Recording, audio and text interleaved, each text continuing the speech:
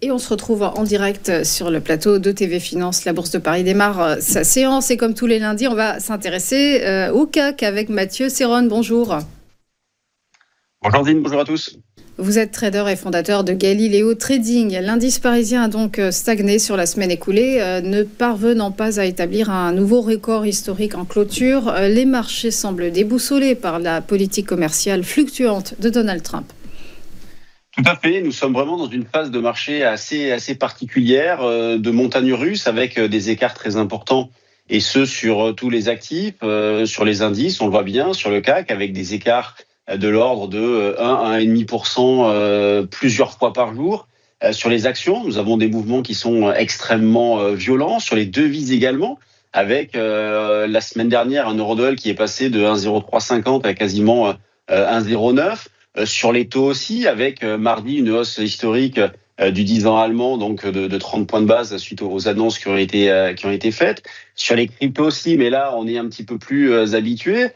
Cette nervosité-là se traduit donc, je le disais, par une volatilité intraday très importante, mais également une volatilité implicite élevée. Et là, je vais vous parler du VIX. Le VIX qui se situe aux alentours des 24 actuellement et qui a progressé de 80% en un mois. Vous voyez, c'est phénoménal comme appréciation.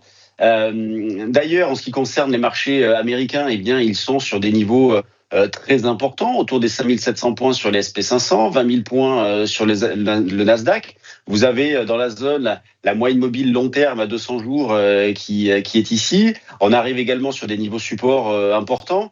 D'ailleurs, en ce qui concerne les marchés américains, ils ont changé d'heure ce week-end, donc l'ouverture se fera à 14h30 heure de chez nous, et ce pendant 3 semaines, le temps que nous, à notre tour, nous changerons d'heure. Sur le CAC, mon scénario central reste d'actualité. J'indique depuis plusieurs semaines que je travaille à l'achat. Je n'ai pas changé de stratégie. Je travaille à l'achat tant que nous sommes au-dessus des 7900 points. Donc il y a toujours un petit peu de marge dans la mesure où le futur est actuellement à 8170 points. Pour m'adapter au mieux au contexte et à cette volatilité qui est parfois un petit peu démentielle, je répartis mes niveaux d'entrée. J'ai tendance actuellement à les répartir au moins sur 2 niveaux.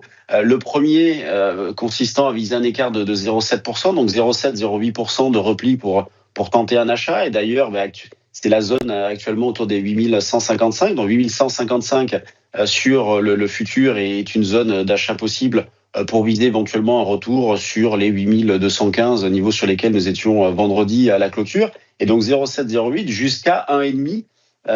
Puisque c'est un petit peu tout ou rien sur ces marchés-là. Soit on reste un petit peu ferme, soit on a tendance à se dégonfler et aller un petit peu loin. Vous voyez, dans l'esprit du 1,5 de repli par rapport au niveau de vendredi, on arrive dans la zone autour des 8105 points. Donc voilà comment je travaille actuellement. Et bien évidemment, vous le disiez, un CAC qui n'a pas battu son précédent record. Donc on a une zone de résistance autour, on va dire, sur l'indice des 8250 points. Sur le futur, la situation est un petit peu différente, mais sur l'indice autour des 8250 points. Donc, se pose évidemment la question du potentiel.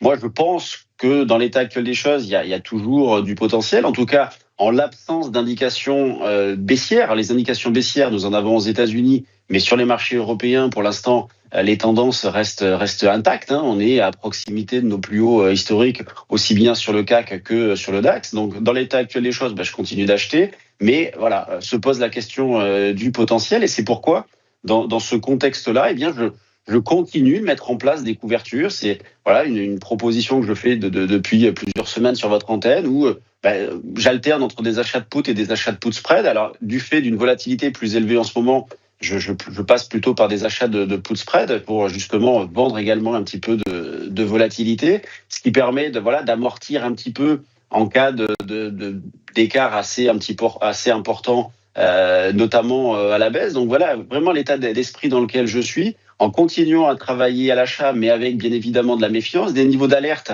qui sont assez éloigné, j'en parlais tout à l'heure, des 7900 points.